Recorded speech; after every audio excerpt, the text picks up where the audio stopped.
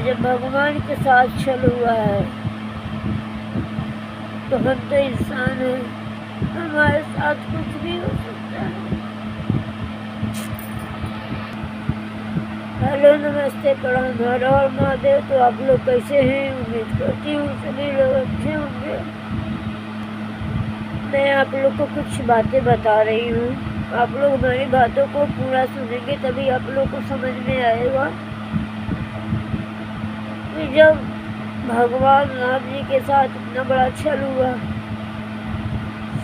इतना बड़ा छल हुआ। हम तो एक मामूली से इंसान हैं, श्री रामचंद्र भगवान थे, उनके साथ इतना बड़ा छल हुआ। सीता जी वन में गई, लक्ष्मण जी को शक्ति बाण लगा,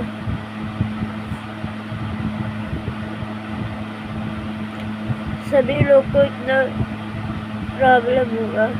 वो तो भगवान थे। माता सीता जी को भी इतना कष्ट हुआ, जंगल में 14 साल बिताना पड़ा।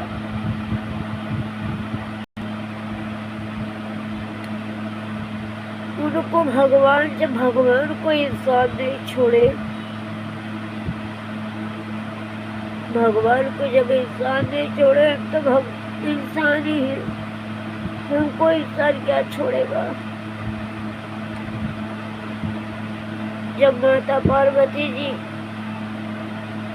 महल में रहने का निर्णय लिया, जो महल बनता गया उनको महल में रहने का नसीब ही नहीं था। महल तो बन के तैयार हुआ पर महल में उनको रहने वाला नसीब ही नहीं मिला। वो भी पहाड़ पे भोलेनाथ जी और माता जी ने बिताया, न खाए के सामान बने रहे तो मकान पर। आप लोग गाना सुना होगा, आप लोग ने ये गाना सुना होगा, न खाए के मकान बने रहे के, न खाए के सामान बने रहे के मकान पर। गौरा जंगल में करती सब तपस्या, दुल्हा मिले भोले दानी, तो वही हाल मेरा भी हुआ है। न खाए के सामान बने रहे के मकान पर, बच्चे परेशान कर।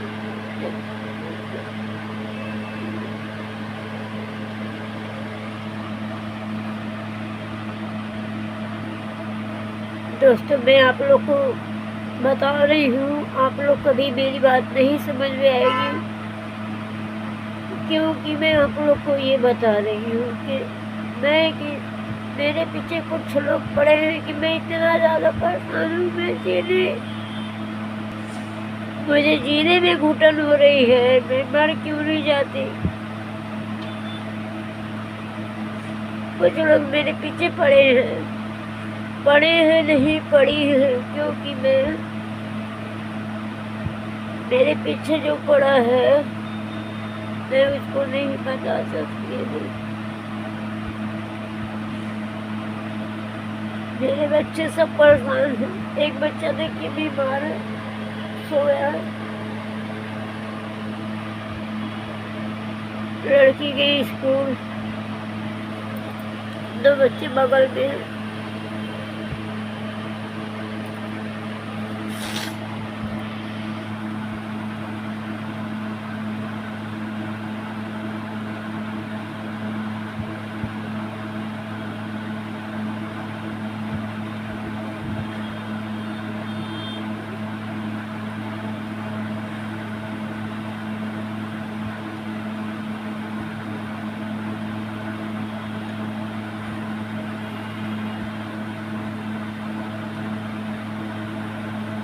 मैं तो यही कहूँगी, जैसे मैं तड़प रही हूँ वैसे वो भी तड़पेगी।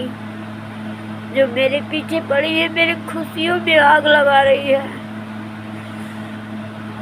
जो मेरे खुशियों में आग लगा रही है। मेरे इतना दिन की खुशियाँ मेरी जलते जा रही है, जलते जा रही है।